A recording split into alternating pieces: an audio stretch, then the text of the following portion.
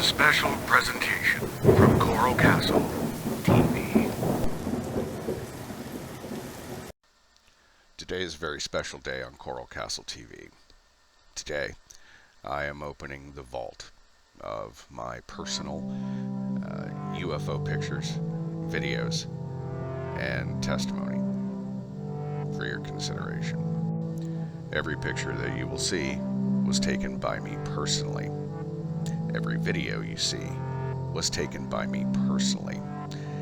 Every photograph of ground effects were on my property or the one next to me, and all of those pictures were also taken by me. Every image you see is authentic, every video is authentic, and every single part of my experience that I share with you will be 100% factually accurate and true to the best of my ability. This will be an easy promise for me to keep because I am a high-functioning autistic person and have an unfortunate lieutenant commander data level of honesty, whether I like it or not. At times I understand that this has made me difficult to like, but it has also made me very easy to believe because I will not lie for my own gain or for an agenda that I do not believe is right 100%. I'm also a life member of American Mensa, and last year wrote a #1 bestseller in the physics of gravity on Amazon.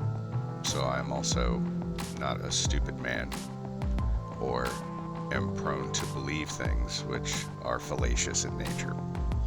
In other words, I won't waste my time with nonsense, and I certainly wouldn't waste yours either.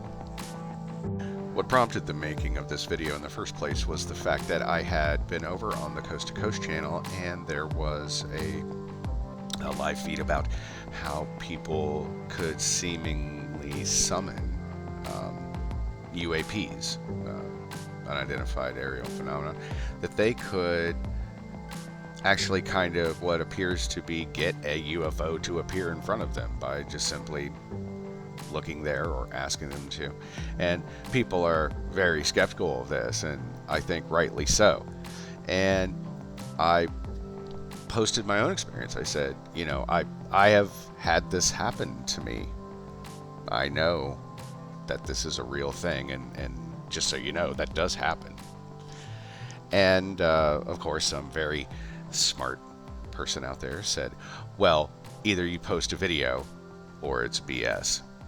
So I decided not only am I going to post a video which shows this phenomenon happening, but I'm also going to release the rest of this data because I think that people are hungry for this knowledge, and if you can show it to them, then they have to consider what you're saying as being true. So, does anyone want to see what a man testing his own sanity looks like? It looks like this. It looks like a moron standing outside in his backyard, pointing a digital camera up at a completely empty spot in the sky for what seems to be absolutely no reason. But there is a reason I'm out there. And it was because I'm sitting in the house and I feel this tug. This tug. It just keeps saying, go outside and look up. Just go outside and look up. Why don't you go outside and look up? You should go outside. And when you do, guess what you should do? You should look up.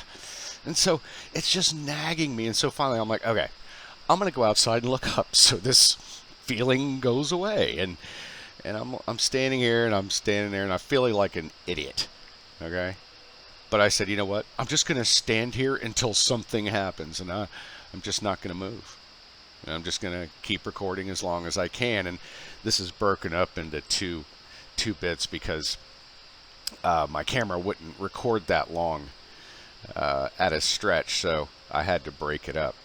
But you're going to see something very interesting happen here in a minute as I'm standing here being the world's most pointless human being.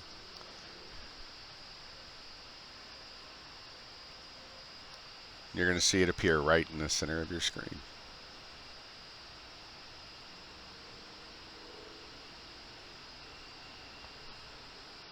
And I'm standing here thinking, I'm going to have to stop this and start over in a minute. So I'm watching the clock tick away.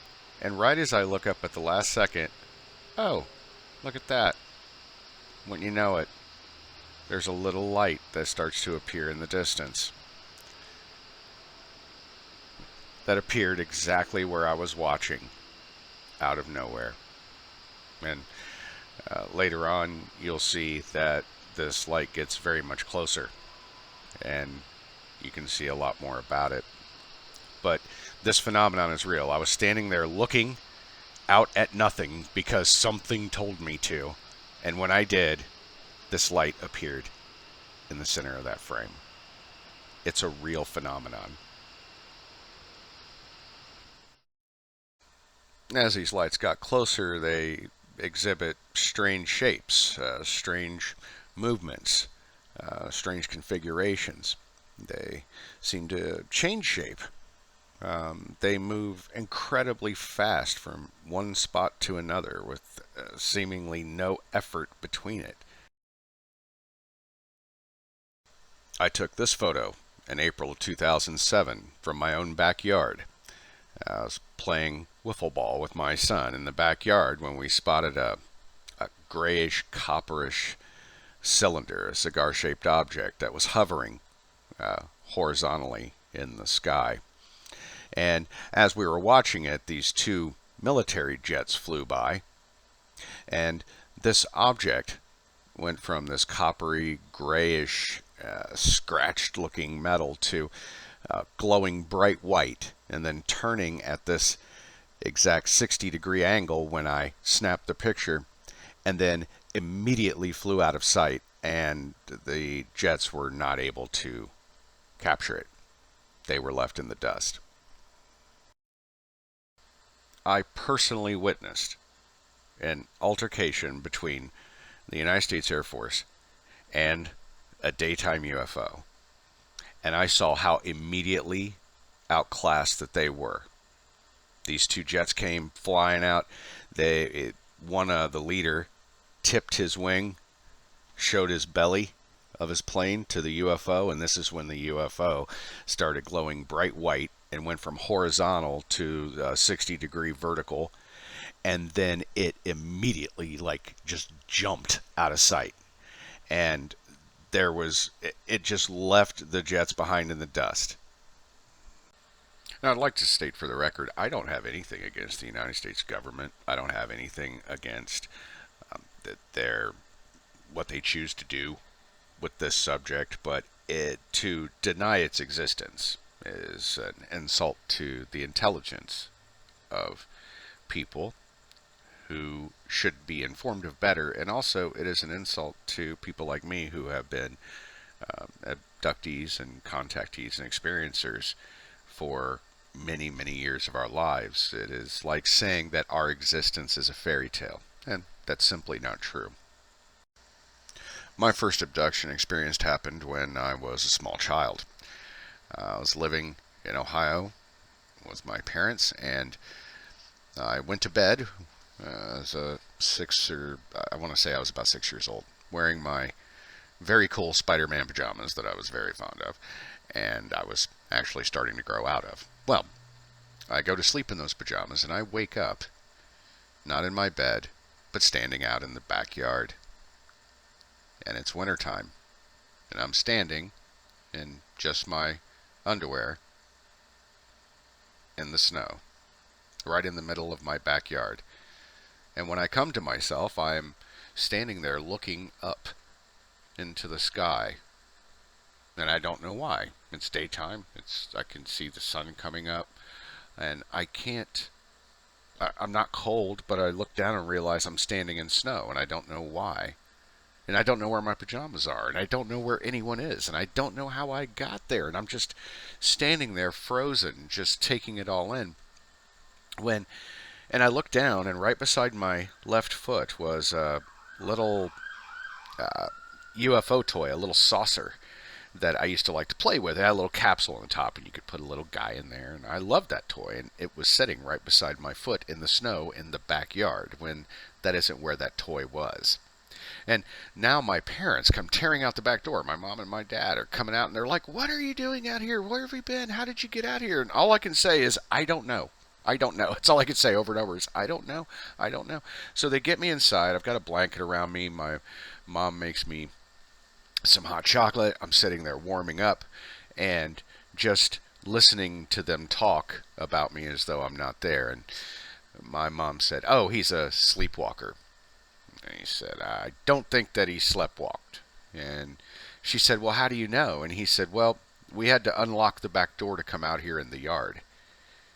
And that was true. And also, there were no footprints in the snow coming from the house or from anywhere else. It was like I had been set in the middle of the snow in my backyard like a little toy soldier or something. And they both looked at me and looked at each other and then never brought it up again. But all my life, people who have come forward and said that they are abductees or that they've had experiences are constantly ridiculed, harassed, or otherwise messed with.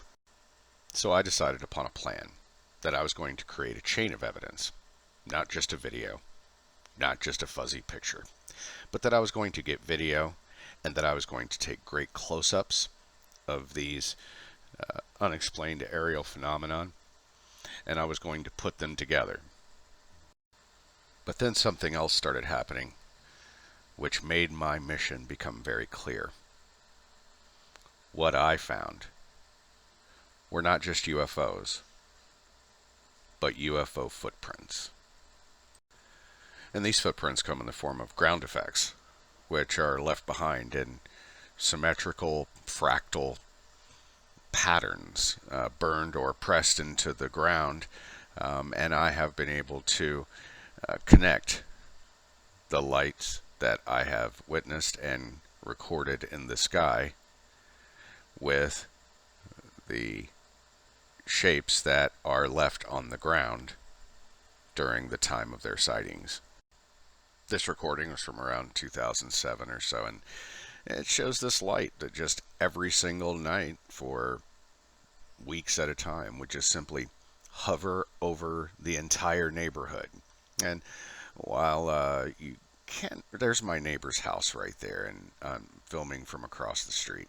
And I'm trying to show you that it's really not that high up in the sky. It's actually fairly close, and it was an imposing feeling having this light just hover over the neighborhood for no reason whatsoever. So I decided I was going to stop filming because the video wasn't giving enough definition, and I was going to pull out every trick I could with my digital camera at the time and see what I could do as far as getting close-ups to corroborate the video evidence. And these are the shots that I took at the time. This is the light that was hovering over my neighborhood that you see in the video. And there it is, and it appears to be a large green, amber, and white glowing object that seems to kind of change shape or change angle. But there is a clear, definite, and symmetrical shape to this object which does not correspond to anything on the planet that we know of. One of the interesting things to note about this particular craft was that it would eject a small red orb or light from it, which would leave, fly around, and then it would return to it.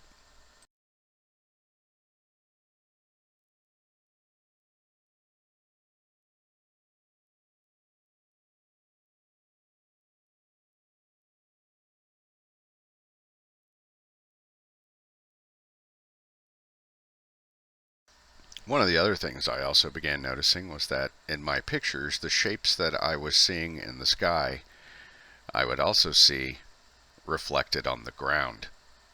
And this shows that these crafts are solid, they are physical, that they come down and touch this planet. They are a link, a trace, and evidence of their physical existence, and that they have actually made contact with the planet Earth. Now, that may seem silly to assert at first, but when people say these are mirages, when people say that they're balloons, when people say, oh, they're, figments of your imagination, they're lens flare trapped in swamp gas reflected off of a mirror, no. No, I can show you what they look like in the sky and show you the imprint they leave on the ground. That is evidence.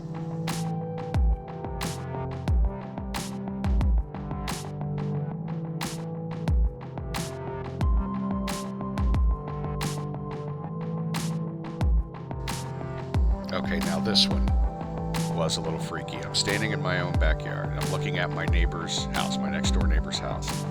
And right above the roof of his house, this phenomenon begins happening. I see lights and swirling mist start to appear right above his house.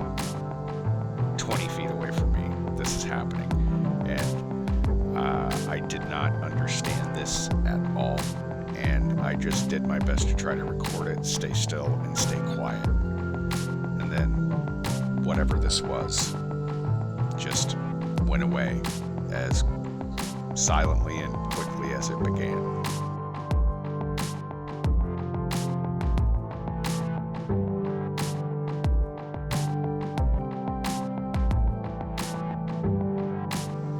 So what I submit to you is that this phenomenon is real, that this is happening to people around the world on a daily basis and has been for hundreds, maybe thousands of years.